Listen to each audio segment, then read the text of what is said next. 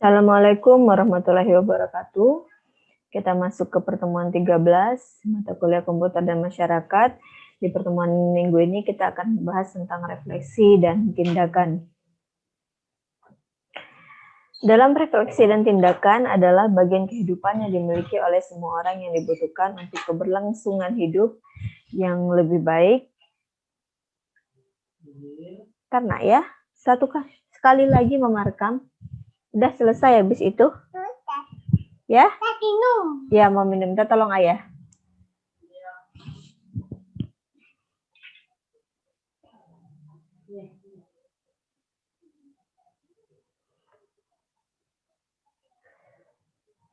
Assalamualaikum warahmatullahi wabarakatuh. Kita masuk ke pertemuan 13 di mata kuliah komputer dan masyarakat.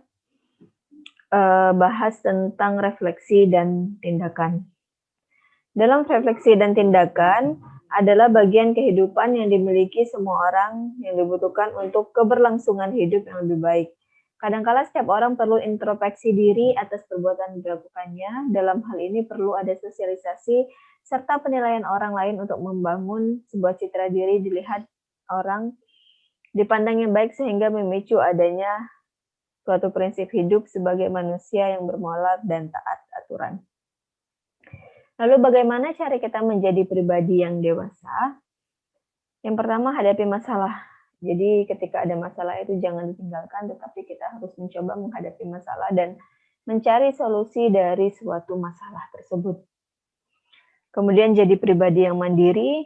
Kiat menjadi pribadi yang mandiri adalah kita harus bisa mencapai goal atau tujuan kita secara individu harus kita kejar.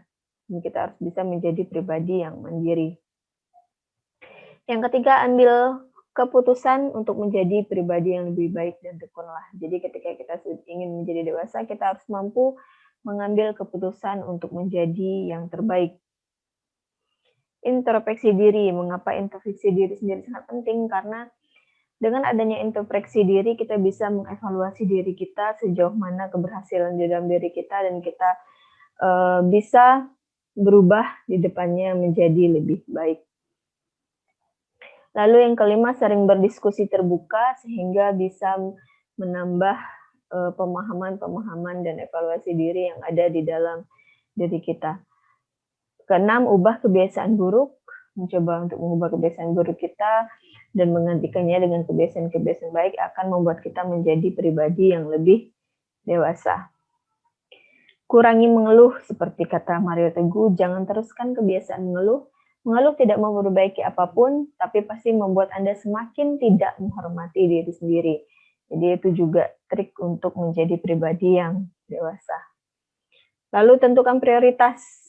1, 2, 3 apa yang akan kita prioritaskan di dalam kehidupan kita.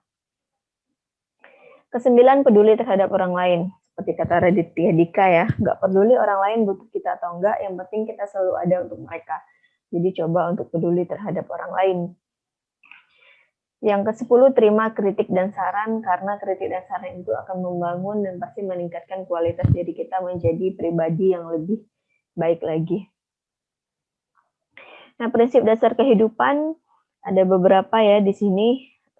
Bisa secara sosial, hubungan baik satu sama lain, secara fisik, kita akan merasa sehat dan bugar, secara intelektual, mengoptimalkan kemampuan otak kita, secara emosional, kemampuan IQ dan kemampuan IQ kita, kemudian secara spiritual, mengatasi keberagaman dan perbedaan hidupi, di mana manfaatnya adalah kejujuran dan integritas. Di mana makna integritas itu adalah komitmen dan loyalitas, tanggung jawab, dipercaya jujur dan setia, konsisten, menguasai dan mendisiplin diri, berkualitas. Ini prinsip-prinsip dasar dari kehidupan. Pertama, bertanggung jawab. Kesadaran manusia akan tingkah laku atau perbuatannya yang disengaja maupun yang tidak disengaja dan perwujudan kesadaran akan kewajibannya. Jadi tanggung jawab itu ketika kita sadar atas tingkah laku yang kita lakukan.